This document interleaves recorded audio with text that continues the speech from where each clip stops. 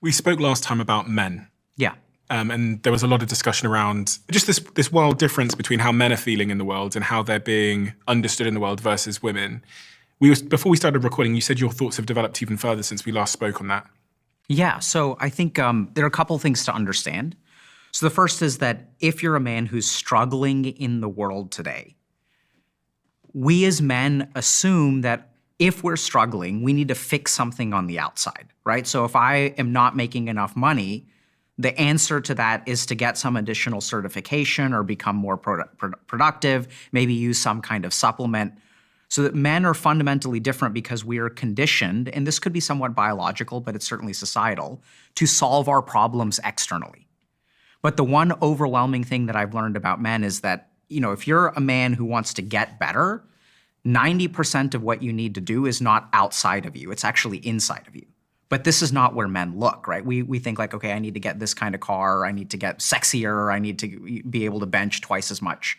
So we always look to things outside of ourselves. But in the majority of the work that I've done with men, really the work that they need to do is internal, but we're not taught how to do that. There's a really great example of this. So if you look at the top 1% of earners versus the top 10%.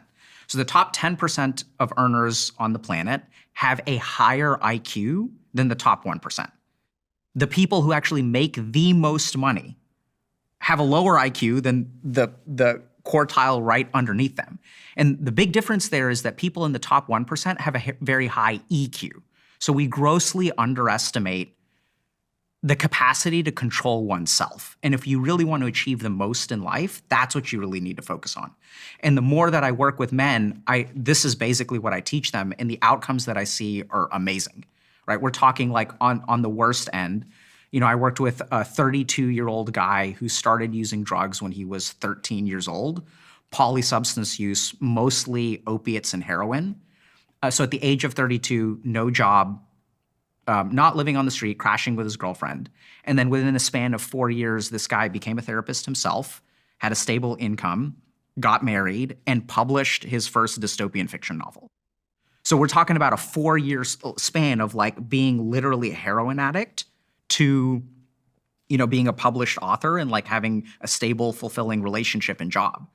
And all of that work is like internal.